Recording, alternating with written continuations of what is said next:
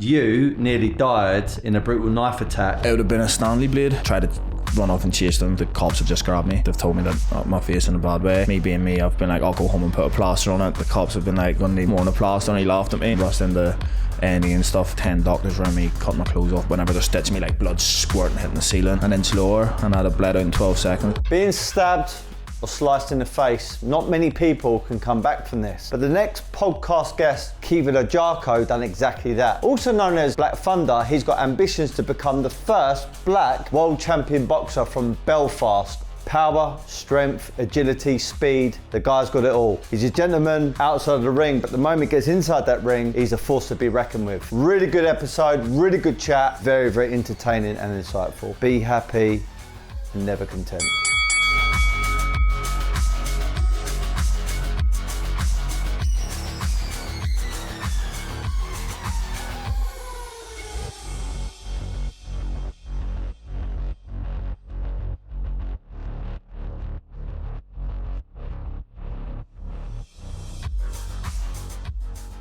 All right, welcome back to my podcast, Stephen Sulley Study. Here at Woodbury House, got another great guest in front of me. Everybody knows that I love sports, specifically boxing, and I love business. I feel like boxers and business people share the same mindset. It's all about self-belief, hard work, dedicating yourself to your craft, and never giving up.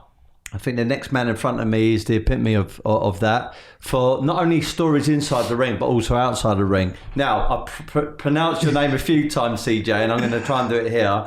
Caoimhin Agyarko. Caoimhin Agyarko. Right, I'm going to just keep it as CJ though. Yeah, that's fine. So I asked you earlier, I said, why CJ? Because that's not your initials. Yeah, no, like I said, one of my friends, he thought that I looked like CJ out of Grand Theft Auto. Okay. And he's at that time it was like, we need to give Caoimhin a nickname because his name's too hard to spell, too hard to say. And then CJ's just stuck ever since, so everyone knows me as CJ now. All right, fair enough. So we were just saying off air, I was looking, your profile up and stuff, looking at your boxing record, etc., which we're going to get onto. But you were born and raised for a short amount of time, 7 years in Croydon.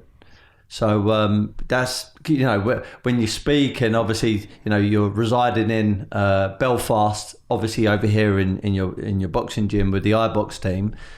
Croydon, tell me about that, a bit about that. Yeah, kind of. My mum's from Belfast, my dad's from Ghana, and somehow they ended up meeting in London, Croydon. So was born here, lived here until I was 7, and then I just kind of got to a stage where my mum wanted to move back to Belfast, and we relocated over there, and I've lived there ever since. I still have family. My dad still lives here.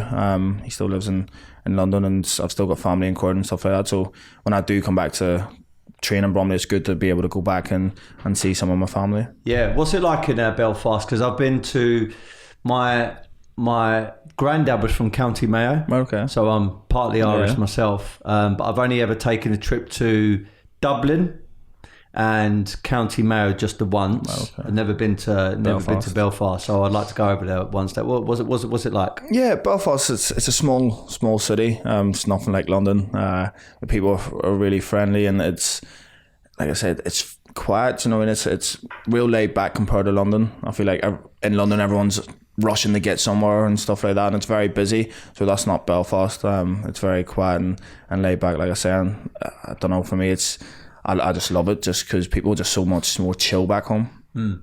I had Mick Condon on my podcast before. Great guy, great fighter. Got really unlucky with the last fight he had, and it's great to see him back in the gym now.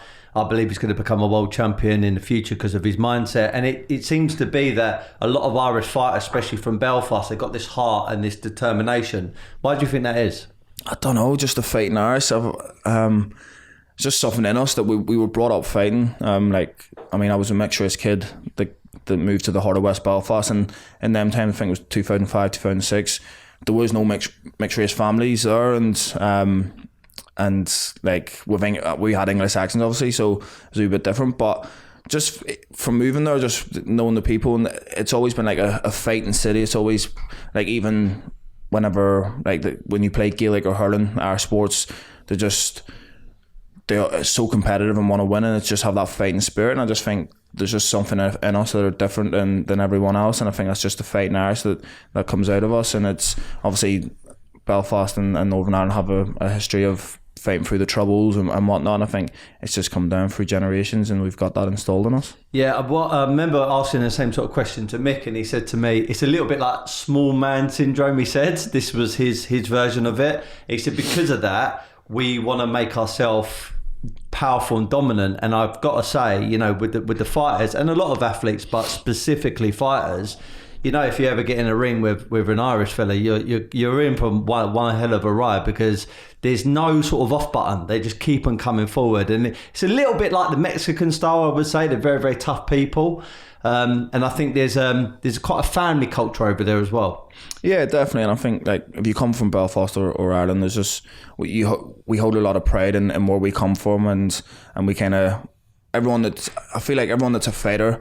We love to represent our country. Everyone loves representing their country, but we love to represent our country. We're a small country, and we kind of, every time we fight, we want to put ourselves on the map. And like Mike says, we have that small man syndrome and just that kind of tough man, and always want to prove ourselves. So, you know, if you're getting in the ring with an Irishman, it's always going to be a tough night's work.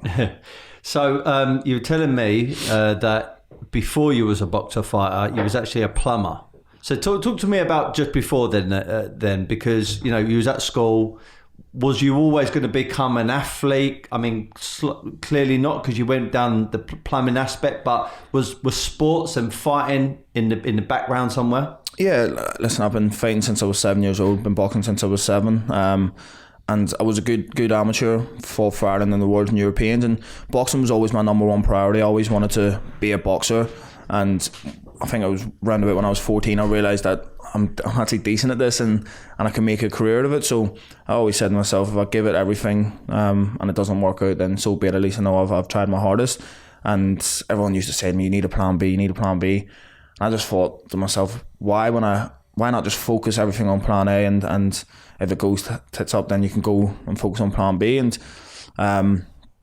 my big brother kind of advised me, he was like, listen, come work for me, get an apprenticeship and be a plumber as well as boxing. And so I did that. I went to college and started becoming a plumber as well as boxing, and it was just kind of too hard for me to juggle both at the same time, because boxing's a full-time sport. I mean, it's a full-time job, and I was on the national team, so I had to train down in Dublin Tuesday to Friday, so it was kind of hard to go to college and do plumbing and make money and stuff. So it was either one or the other, and obviously I was gonna always give up plumbing. But yeah, I've always been like an athlete. I loved playing football and Gaelic and hurling when I was a kid, and I was always into sports and stuff like that.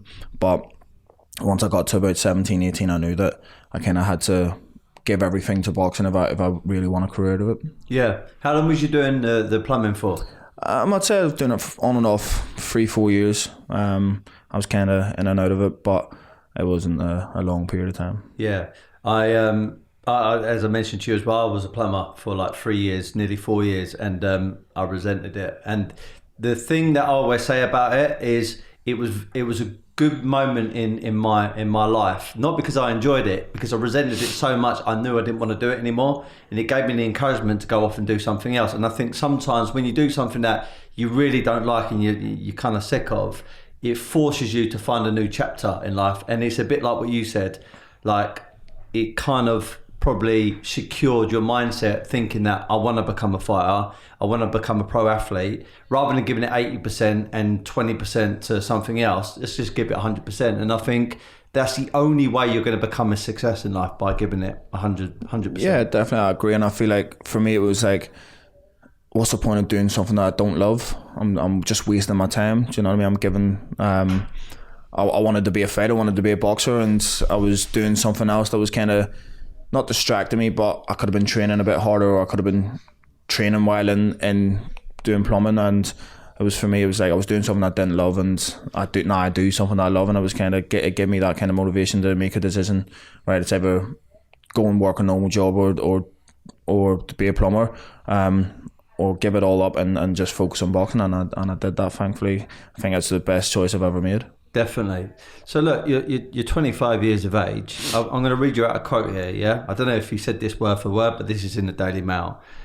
I want to become Ireland's first black boxing world champion. Why is that important to you? It's got chills there. It's just, like I say, when you come from Ireland, you have so much pride, and I know that I can create history. To be an Irish world champion would be unbelievable. I'll go down with the greats. You know what I mean? You've got Steve Collins, Carl Frampton, Katie Taylor, and people like that, Bernard Dunn and stuff, and it'd be amazing to be on that list of fighters that have become a world champion. But I understand that I can make some history and become Ireland's first black ever world champion, and that kind of gives me the motivation every day to get up, do the early runs, do the early sessions, train as hard as I possibly can. And like I said, I just hold so much pride in coming from Ireland. And I always get people saying, but you're from London, you're from Croydon. And listen, I have no choice where I was born. It's not that I dislike being like born in Croydon or anything like that. I feel like I'm an Irishman. That's where I've spent most of my life. And well, you certainly sound like one. Yeah, I remember when I first heard you speak on TV after one of your fights, and it was when I just was getting to know your profile, and I was like, am I hearing this I didn't expect to hear an Irish accent coming out of your mouth, and it's maybe a bit narrow-minded of me and stereotypical, but I thought, no, I thought you were going to be like a South London accent. And I was like, what? Where's this coming from? Yeah, no, listen, obviously I had a South London accent when I very first moved to Belfast for a short period of time, and then obviously just the accent grew on me. But yeah, like I said, I want to be Ireland's first black world champion, and I feel like I will be, and I've definitely got the right team and the right mindset to achieve that goal. Do you know when you go back to Ireland, just on that note of your accent, can they pick up that you've got a bit of South London in you? Yeah, it's always one of them ones as well, because whenever I'm in camp for a long period of time, some of my camps are 3, 4, 5 months long, and that South London accent kind of comes back when I'm around my family and friends over here. I kind of bring that South London accent back, and then when I go back to Belfast, my friends and family back home are looking at me being like, you're not from London, why are you putting on an accent? It's just like, I'm not putting it on, it just comes back naturally, do you know what I mean? But yeah, I'd say whenever I go back, it's like they're looking at me being like, that's not the way you talk. Yeah, because my in-laws, my wife's mum and dad, they moved down to Devon about 10 years ago, just to kind of have an easier way of life. Bit like what you were saying about Belfast, it's very chilled there, not everyone's under a lot of pressure. It's kind of happy-go-lucky place, and it's a nice environment.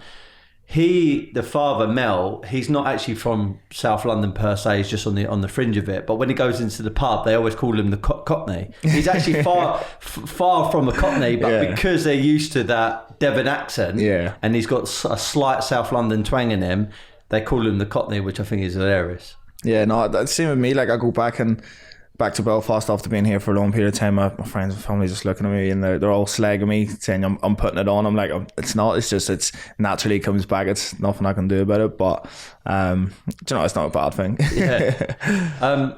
So 25 years of age, 11 wins, obviously 0 losses, 0 draws, 7 KOs.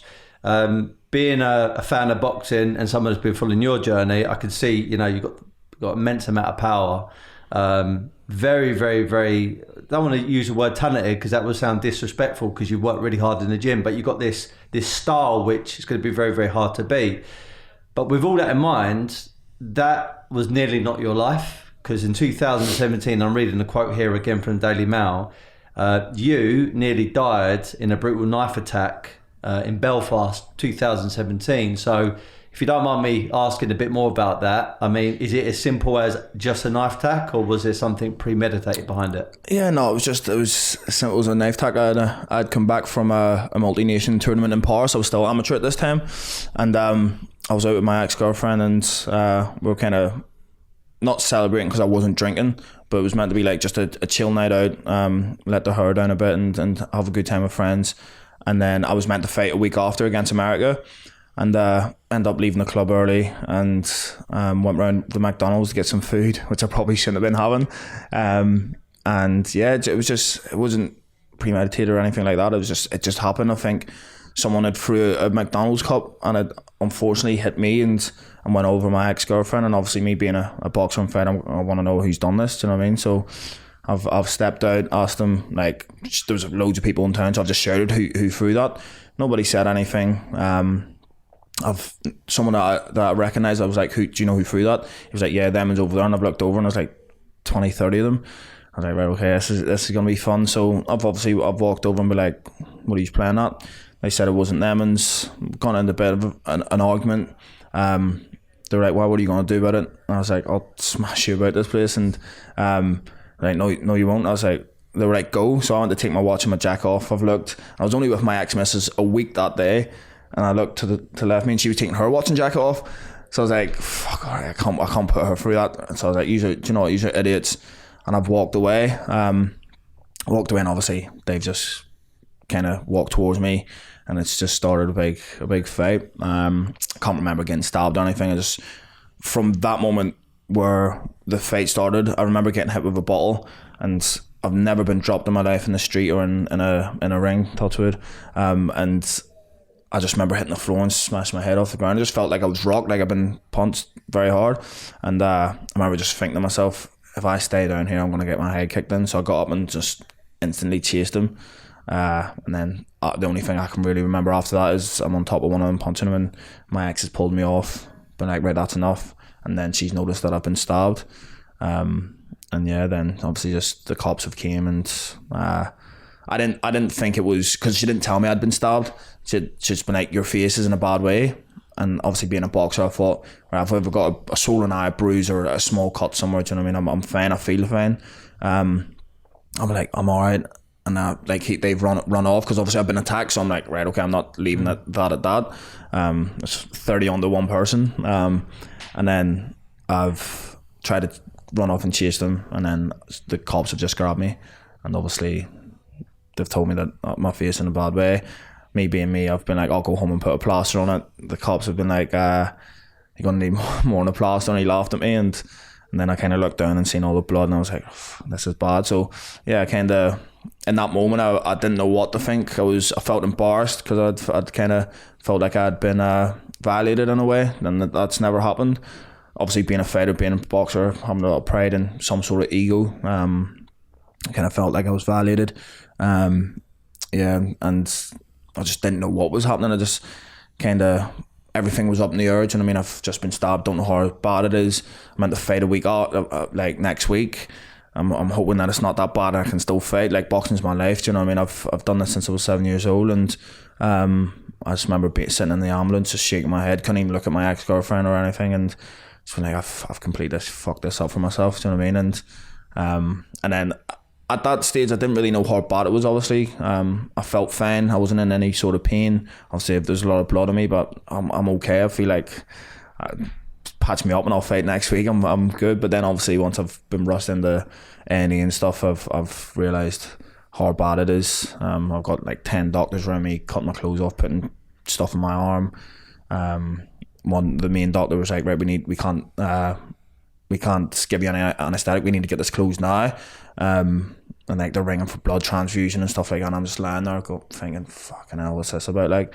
And then like whenever they're stitching me, like blood squirting, hitting the ceiling, and obviously didn't know how bad it was and stuff like that. But thankfully it wasn't too bad. I took a short time off training and was able to continue, and I've not had any problems with it since. Obviously, like, it's never opened up or anything like that, but thankfully I'm still here, because it could have been a lot worse, an inch lower, and I'd have bled out in 12 seconds, like, so for sure. I count my blessings. So was it with a knife or with a broken bottle? It would have been a Stanley blade. A knife would have been a lot more worse, obviously. A bottle would have been jaggered, so they never caught anyone, they never anything like that, so they think it was a Stanley blade, because it's such a clean cut.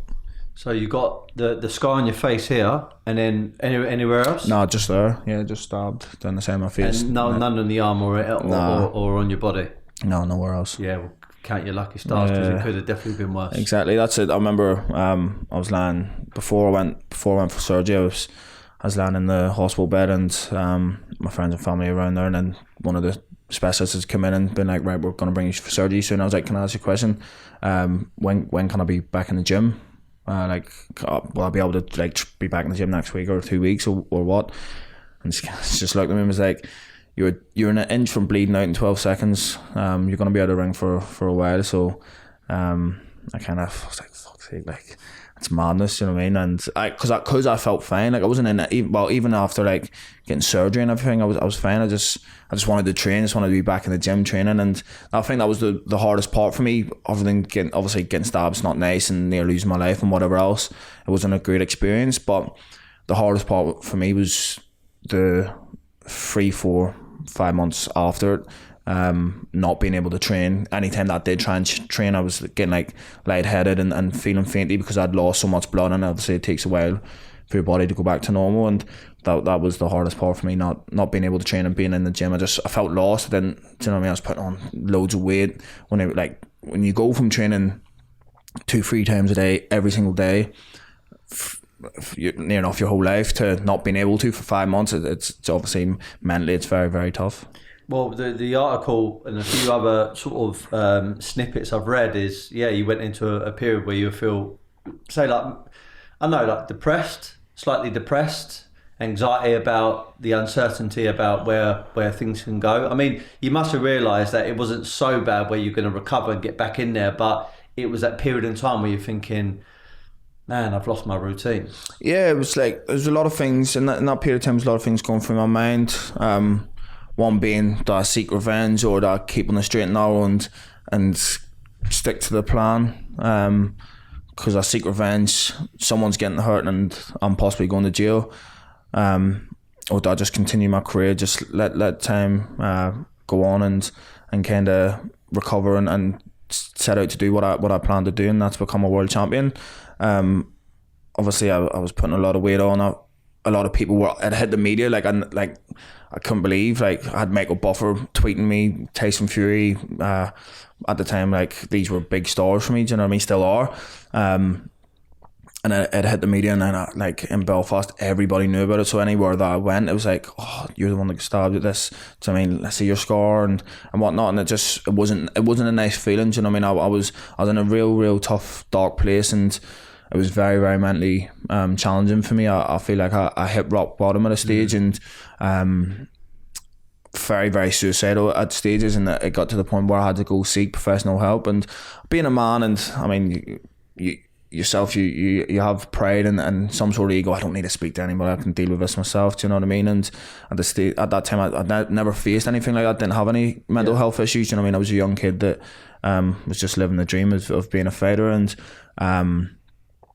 it hit me hard, the mental side of it. And I remember having to speak to my ex-girlfriend. She was like, you can speak to me, whatever, and that helped. I started speaking to my friends and family, but there was a stage where I had to go and get professional help, and thankfully I did, because it did genuinely help whenever I was in a very, very dark place. I think, I know you've made the right decision to focus on your goal and becoming world champion, which no doubt you're going to be, for sure. But you said something about seeking revenge, and it kind of gives me the impression that you know who these people are, and you could have done it. I don't know who stabbed me, no. I don't. No one was ever caught, no one was ever sent away for it or anything like that. I know people that were involved in the situation. Like I said, there was 20 to 30 of them. So I know people that were involved, so if it was something that I wanted to obviously get information out of them, then I could, but I've kind of had to stick to the plan, and listen, it's something that I'll have to live with for the rest of my life. It eats at me every single day, because I'm someone who has a lot of pride, and I'm not egotistic, but as a man, we all have some sort of ego, and being a fighter, do you know what I mean? I felt, like I said, I was violated, and I've never been violated in my life, so I've always wanted to seek revenge, but my revenge will be in the ring, do you know what I mean? Whenever I look back and I'm world champion, and I've achieved everything I've wanted to achieve, I can look back and say I made the right decision, and that'll be my revenge, because they'll do that to another person. Their day will come whenever, do you know what I mean? Karma always comes full circle. Well, they say every dog has its day, you know? And the best revenge is ultimate success, and becoming a big profile world champion, making a lot of money along the way, and achieving certain things. That's going to be your revenge. But yeah, I mean, I can certainly kind of empathise with the feeling that if 30 geezers turn around to me, and I had my missus there, and they were going to try and stick it on me and basically try and bully me, because it was a numbers thing, it wasn't one-on-one, which is fair, you'd be like, no, fuck this. I wanna go back and right the wrong. But you've definitely done the right thing there, because as you well know, one bad decision can lead to a whole lifetime of problems. Exactly. And I remember I was in hospital. I'm not sure if you know him, Colin Francis. He's DJ. Okay. He's a worldwide DJ. He's one of my good friends, and he texted me a really nice message, and he had said, look at 50 Cent, he'd been shot 9 times, look how successful he is, stick to the plan and don't give up. And I think that's stuck with me ever since, just stick to the plan and kind of, I set out to become a world champion and train as hard as I possibly can, and I use that as motivation. That situation, getting stabbed, I use that as motivation. Do you know what I mean? I've been down in the slumps, I've came back from adversity and getting stabbed and whatnot. So if I can get through that, I can achieve anything in life. Absolutely. So on that note of goals, I mean, are you a person that sits there, CJ, and writes out your goals and affirmations and does like vision boards and things like that, or is it just something that you think, I'm going to work really fucking hard and I know the success is going to come? Yeah, no, I in my head I have goals that I want to achieve, but I've started to write stuff down, and like short-term goals, long-term goals, and I kind of visualize. I've always visualized being a world champion, and that's the ultimate goal, being the first Black Irish world champion. But I obviously sit down and have other goals that I want to achieve as well. Yeah. So like I've asked this question a few times to boxers and athletes, and I'm always intrigued to hear the answer. I mean, the textbook answer is almost like money shouldn't matter. Becoming a world champion or the best boxer you can be, that's number one, and then everything else is secondary. But at the same time, this is your career, this is your occupation, this is your job.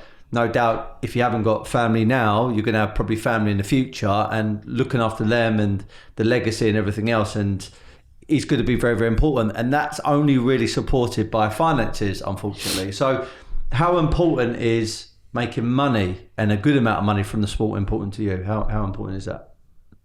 To me, it means nothing. I'd fight for free. I've fought for free since I was 7 up until I turned professional. I can't express it more. I want to be the first Black Irish world champion. As simple as that. Money's a piece of paper, do you know what I mean? Yes, it's nice to have, and it comes with the sport of boxing. You get paid to fight, but I would also do it for free. It means nothing to me. I don't do, but I'm not a fighter because of the money. It's not, I didn't get into boxing and be like, I can be a millionaire, I can make a lot of money out of this. I got into it because I wanted to firstly be a world champion, and secondly, once I realised that I could be the first Black Irish world champion, that's what strives me to get up early every morning and train hard every day. And it's not the money. I'm not motivated by money. I'm motivated by the goals that I want to achieve. And so becoming the first Black world champion from Belfast. But then once that's done, what will be next for you? Like I said, I have small goals. Like I want to get into the property game, which I'll do this year. I want to buy and sell houses. I want to have my own business, and whatever it may be. I mean, I've got some business plans with friends and stuff like that. So I want to do other things right now as well as fight, because I don't want to wait until my career's over and then do it. I want to be able to do it now, and then it's set for whenever I come out of boxing. So there is things that I want to do after boxing, but obviously boxing is my number one priority. Yeah. So I know you mentioned earlier as well, you went from Frank Warren over to Matchroom with Eddie Hearn. Talk to me about why you signed with Frank initially and not with Eddie, and why did you do the switch?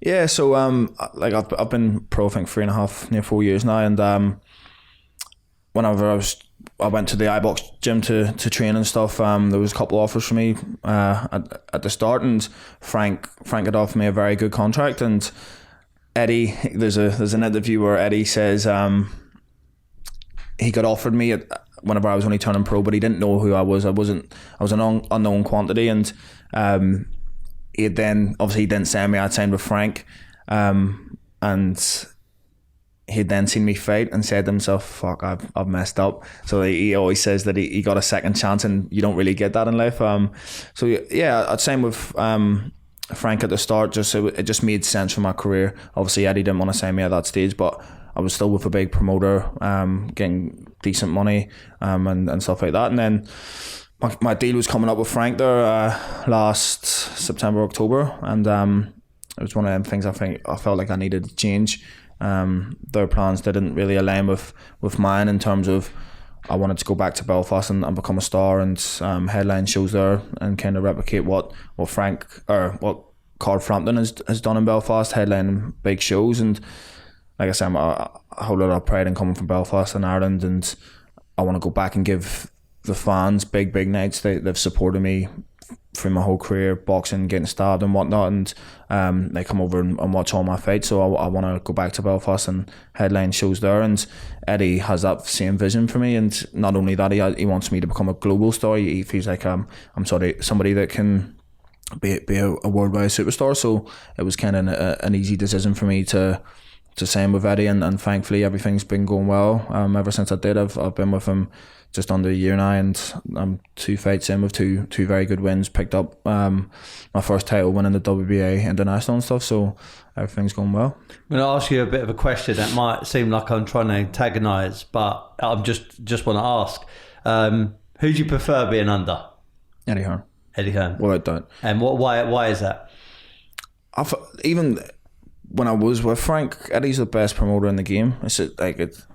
It's as simple as that. Like, the way he promotes fighters, he knows how to promote a fighter, whether it's someone just coming through the ranks, someone who's an Olympic champion, someone who's just come off small hall shows, someone who's already a mega star like Canelo. He knows how to promote them. He's got the gift of the gab. He knows how to talk, and he put the shows that he puts on are unbelievable, and I think that just stands out. You go to a Frank Warren show and you go to an Eddie Hearn show, and you can see the difference, and that's no disrespect to Frank.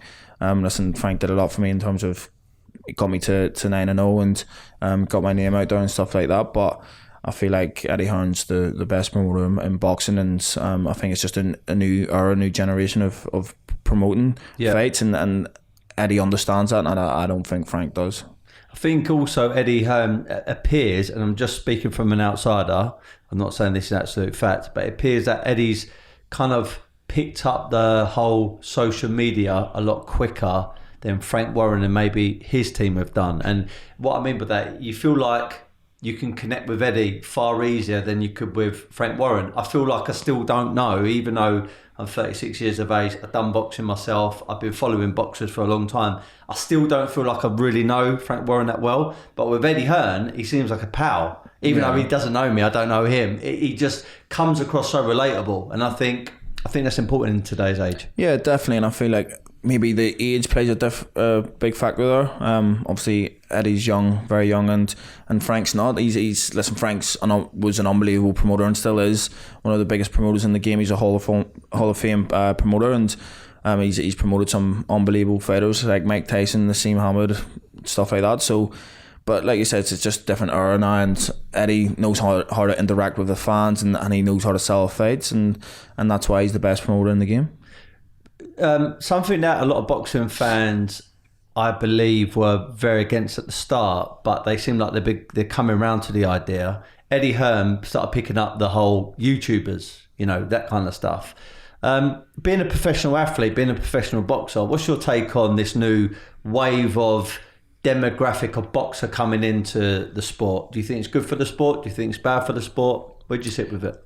Any publicity is good publicity, so it's not bad for the sport. It will be bad for the sport if a YouTuber comes in and ends up down, because boxing is no game. It's no joke. Do you know what I mean? There's been fighters who've trained their whole life that have unfortunately passed away in the ring. Do you know what I mean? So that's when it becomes bad for the sport, when someone gets seriously injured. I have no problem with whoever wants to come into boxing and make money. You get a lot of fighters be like, "Oh, I've trained my whole life and I've never made a quarter of what these YouTubers are making."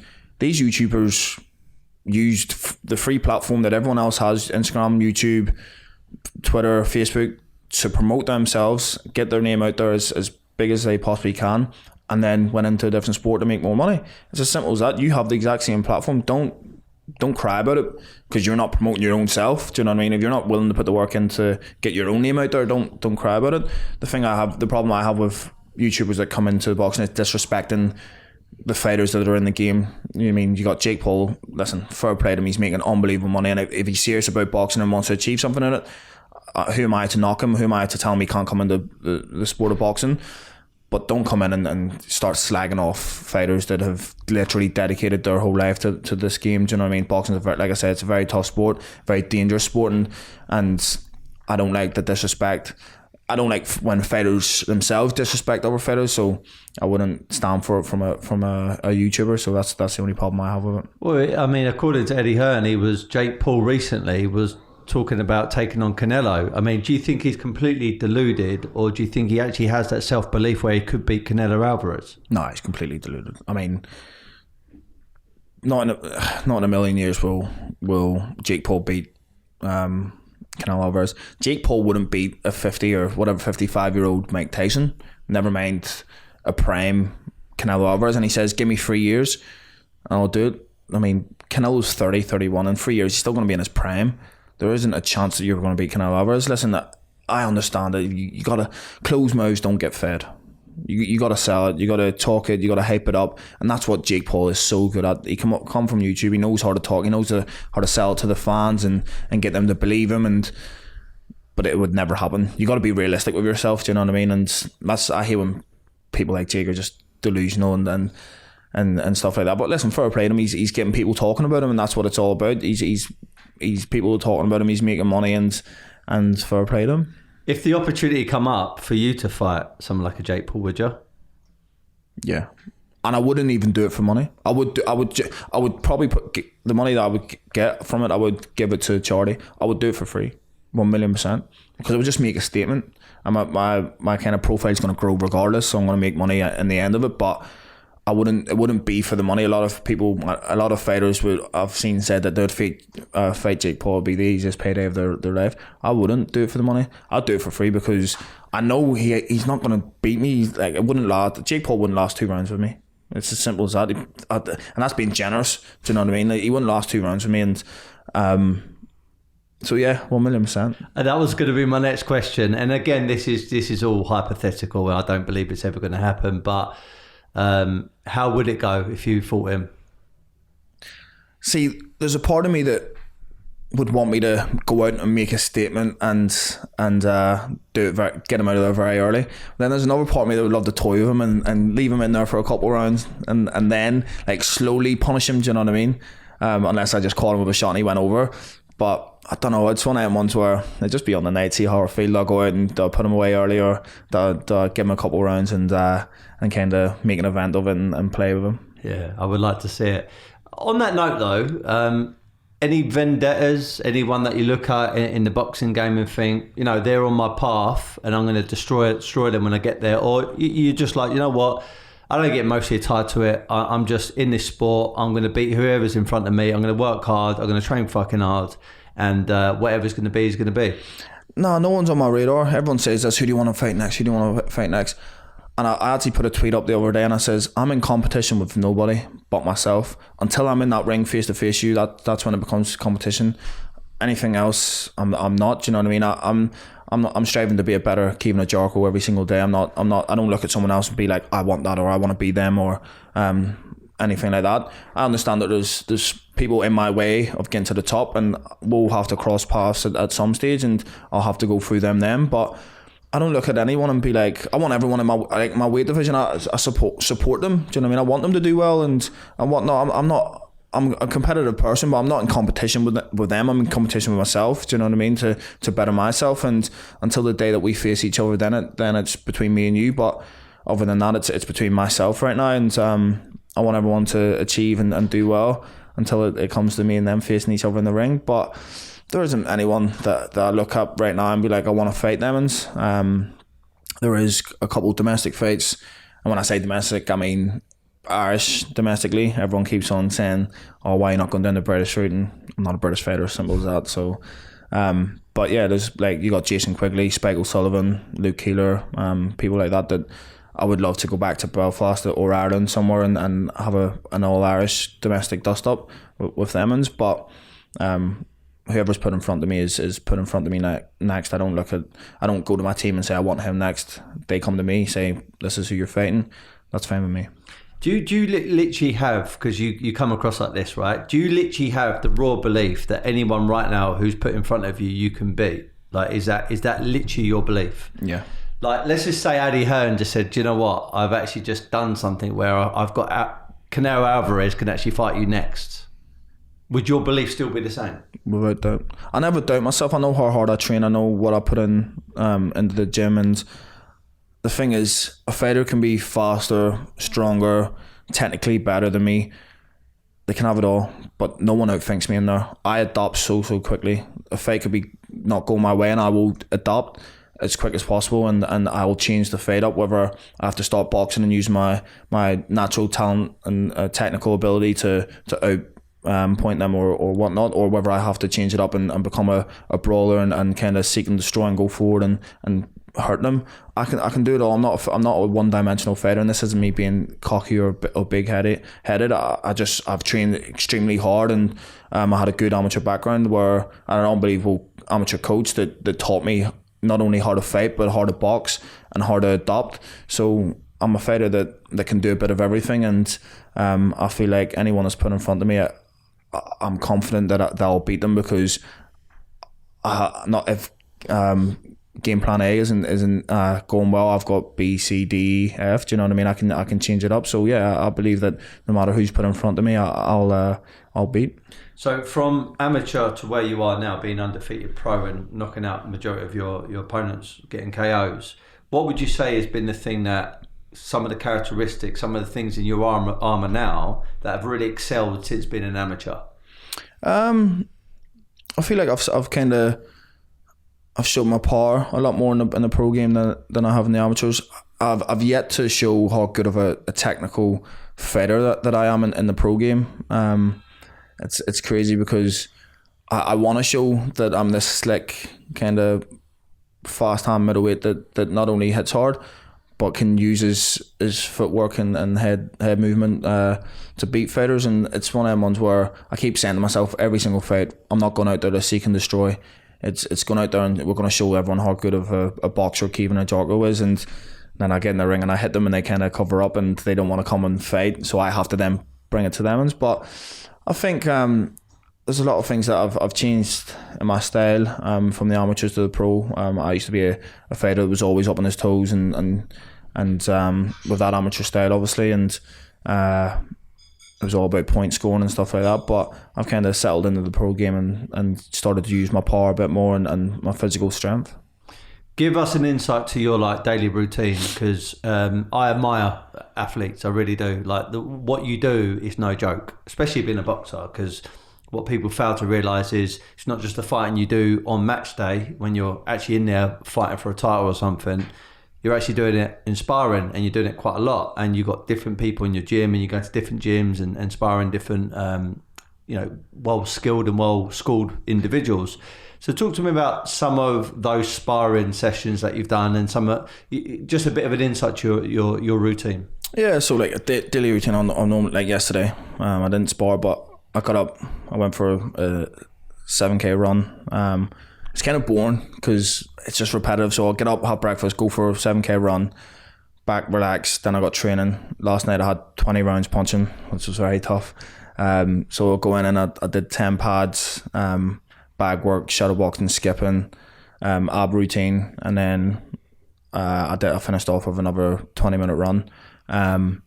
But yeah, on sparring days, normally I do 8 or 10 rounds sparring, and sometimes I'll have 2-3 fresh opponents in there with me. So it gets very tough and grueling, and it's a hard day work, but I love it. It's something. There's just something about fighting. There's something that being in the ring, being in a boxing gym in itself. It's an amazing feeling. Since your amateur days to now as a pro, how's your diet sort of changed? Yeah, it's changed a lot now. I do it a lot more professionally. In the amateurs, I didn't really do it professionally when I should have, because you have to weigh in every day for competitions. As we're in the pros, you only weigh in once, and then you've got 36 hours to kind of rehydrate. But yeah, I've got a nutritionist that sets out my plan, and I stick to that. So whatever he's telling me to eat, I eat, and I do a lot more better than I did in the amateurs. Yeah, we spoke about earlier about the likes of Jake Paul and these other individuals, even Conor McGregor when he came over to the boxing world for that one time against Mayweather. big part of it because is how he was promoting himself. And I feel now that boxers, it's a double-edged sword. It's on one hand, it's great because you've got your own social media and you can promote yourself and people can get to know you and they can buy into your profile and become fans and become dedicated to following your journey and pay for your fights, which is great. The downside to that is it can be a bit more hard work. It could be a bit distracting. Back in the day, it was all left down to the promoter and the fighter didn't have to do anything whatsoever. How do you balance that social media and how do you go about promoting yourself? Because some people are really good at it and some people are sort of a bit sporadic. They do a little bit here, a little bit there, and they sometimes don't really give it the care and the attention it deserves. But at the same time, they're fighters. Why should they? They should just be in the gym. Yeah, it's very tough to kind of juggle both, and some people get caught up in that, in the kind of Instagram life and stuff like that, where they're focusing too much on that whenever they should be, like someone like Ryan Garcia. Everyone's saying Ryan Garcia needs to just focus on boxing rather than being a YouTuber and kind of that Insta famous and whatever else. But it's just the day and age that we live in. Social media, you have your own platform where you can literally promote yourself to make more money, make a bigger fan base and a bigger following. But I sometimes struggle with it. It's funny you said that because yesterday I actually texted my sister, did she know any content creators that want to kind of work with me and my TikTok and Instagram and want to kind of take over on it, and she's actually going to do it for me, thankfully. So I know a lot of people that have their team managing their social media platforms and takes the pressure off them, and personally I like to do my Instagram and stuff myself. But yeah, it's a tough one because it is very hard. Some people are very good at it and others aren't. But it is kind of one of them ones where you shouldn't let it get caught up in your routine. Do you know what I mean? You're a boxer and it's as simple as that. You got to train. That you can do that after, or you can pay someone to do that. Do you know what I mean? It's, for me, my focus is always on boxing and training, and if I have time to kind of promote myself on social media, then I'll do it. But it's not a major factor for me. Probably not so much you, and not so much boxers, but when I've interviewed like a pro footballer, for example, they play for a football team, the football team loses, and then before they know it, they're getting loads of abuse on social media. Have you ever had abuse on social media? And if so, how did you handle it?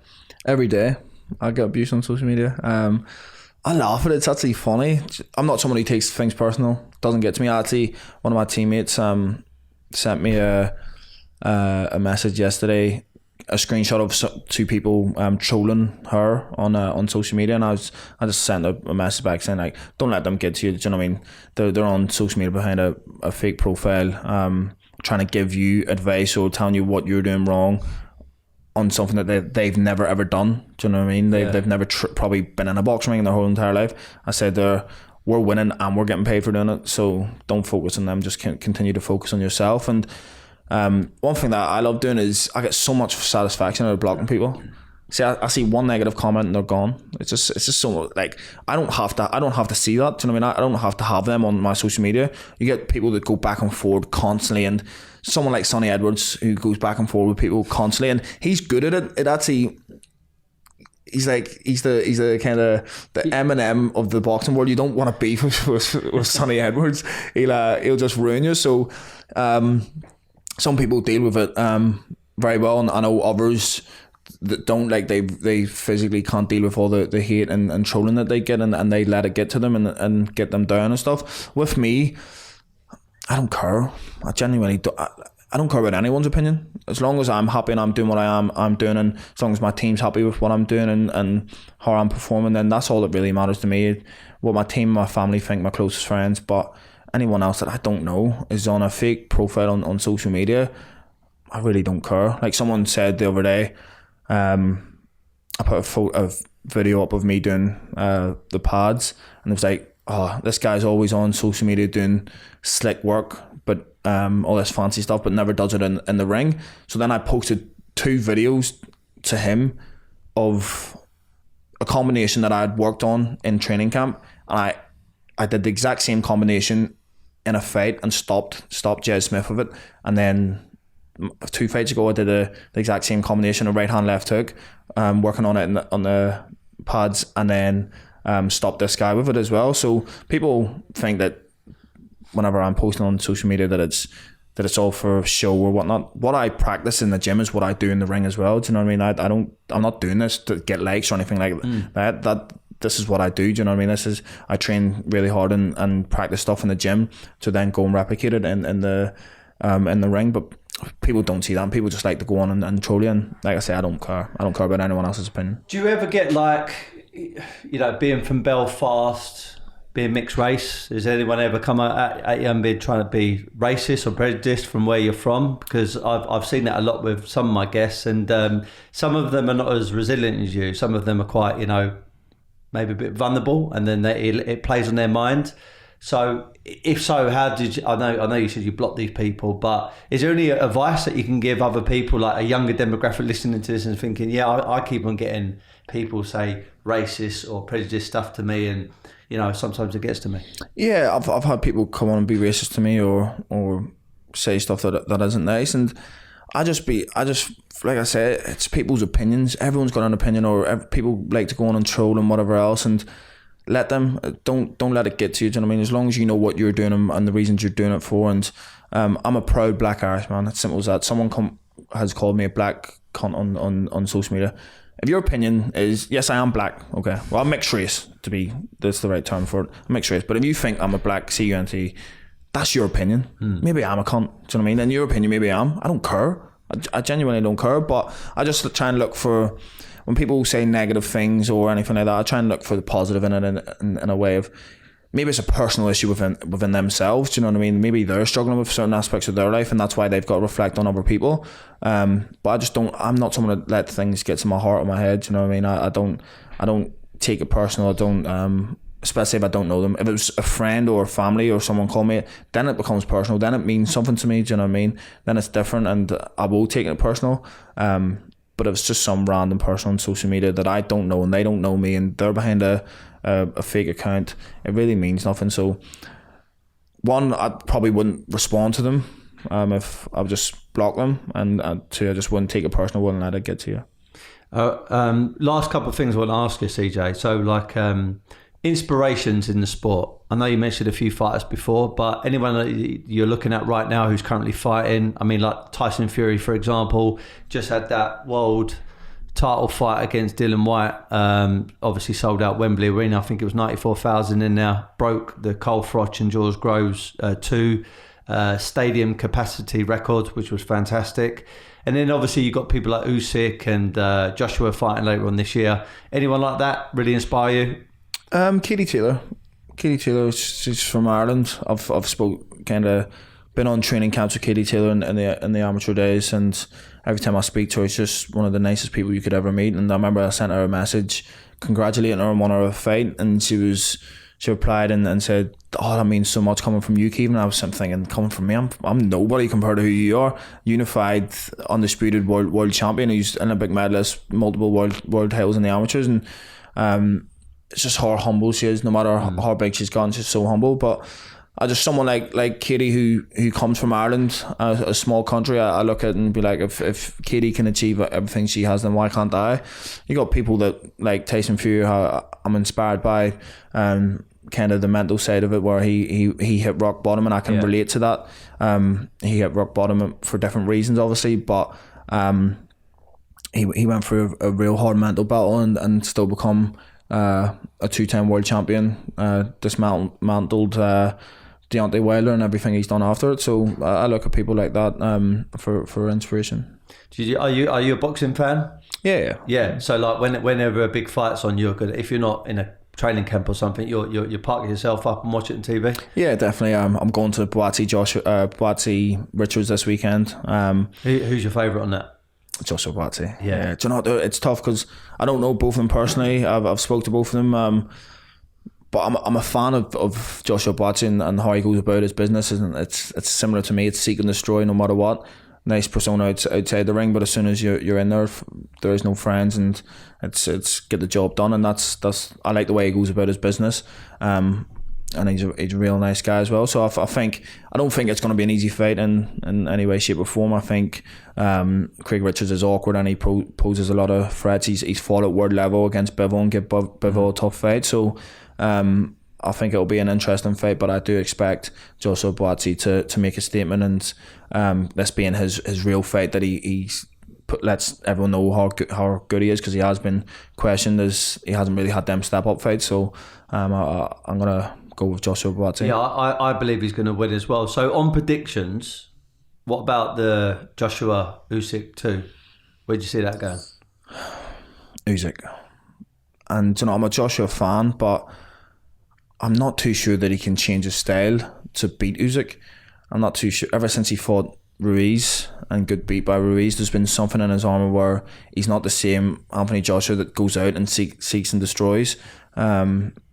He's kind of boxed a bit more, and like he did in the Usyk fight, he tried to outbox the boxer, which was someone of Usyk's caliber. Like, he's an Olympic champion and a technically gifted fighter. It's unbelievable. It was never going to work. So I hope I see a different side of Joshua where he goes out and just steamrolls him. Kind of, I'm the bigger man. Yeah, I'm the bigger man. This is my division. He's coming up. I'm going to show him who's boss. And if he goes out and he gets caught and he gets clipped and he goes down, at least he tried and he give it his all and whatnot. I think he tried to play it a bit too safe so that he doesn't get stopped or knocked out or anything like that. I'd rather go out my shield and rather try and box and think, I could have did more. So I hope it's the AJ that we've seen from the past. And your view on Fury, is he really retired? I think he'll retire for like a year and come back. I mean, what is he, 33, 32, 33? He's still young. Do you know what I mean? He retires for a year, enjoys a year off from boxing, and then comes back at 34, 35 and has a unification or undisputed fight. I couldn't see Tyson Fury retiring right now. Listen, if he does, fair play to him, he deserves it. He's won every single belt that he possibly can. I think from a British and an Irish title all the way up to winning every single belt in the heavyweight division. So fair play to him. But I mean, I feel like the fans deserve an AJ fight, and if not AJ, then they definitely deserve him to try and become undisputed. Yeah, for sure. So last sort of point. Next 5 years, 10 years from you, where do you see yourself? What do you see yourself achieving? You still live in this country? Are you moving abroad? Have you got a family? Have you set up a massive property empire? What's next for you? Yeah, so I want to be retired in 5 years from boxing anyway. Really? Yeah, I've always said. Short, yeah? Yeah, I've been doing boxing since I was 7 years old. I love the sport of boxing. It's nothing to do with that, but I've been doing this since I was 7. So when I get the 30 years old, that's 23 years. Do you know what I mean? It's a very, very long time to be in a sport, a very physical sport like this, and taking punches and stuff. I want to get out of boxing with my faculties and everything intact and my health okay. So 31, 32 would be the max age I would fight to. I want to become a world champion, first Black Irish world champion, maybe unify and maybe move up to become a 2-weight world champion. I'd like to win world titles at light middleweight and middleweight. And yeah, just I don't have any children or missus at the moment, so I'd love to have a family and get married and stuff like that, and just enjoy life, set up a business and kind of enjoy life, take loads of vacations and stuff like that. Thanks for your time, bro. I'm going to ask you one more question. So when I set up my own first company when I was 25 years of age, it was predominantly a sales company, and to keep everyone motivated, I came up with a mantra, and it goes like this: be happy, never content. So if I were to ask you, what does be happy, never content mean to BlackThunder? Do you know, it's something I actually use after all my fights. People always say to me, how do you rate your performance? And I say I'm happy, but I'm not satisfied. Do you know what I mean? I know how good I am, I know how good I can be, and I always strive to be better. I never get complacent. I never let one good win get to my head. I know that I've got to be straight back in the gym and train extremely hard. So yeah, be happy and but never be content. Enjoy life, but work as hard as you possibly can. Kind of find a balance of enjoying life and doing good things in life, and the balance of working hard and becoming successful and sacrificing them hours to be successful, and at the same time enjoying life, enjoying time with family and having vacations and stuff like that. Top man, really looking forward to your next few fights. I'm looking forward to seeing your journey unfold. I really appreciate your time. I think it's been a great conversation, and if everyone's enjoyed this conversation, please follow CJ and subscribe to my YouTube channel, and always remember to be happy, never content. Nice one. Thank you very much for having me on. Appreciate Thank it. you. Cheers. Thank you, mate.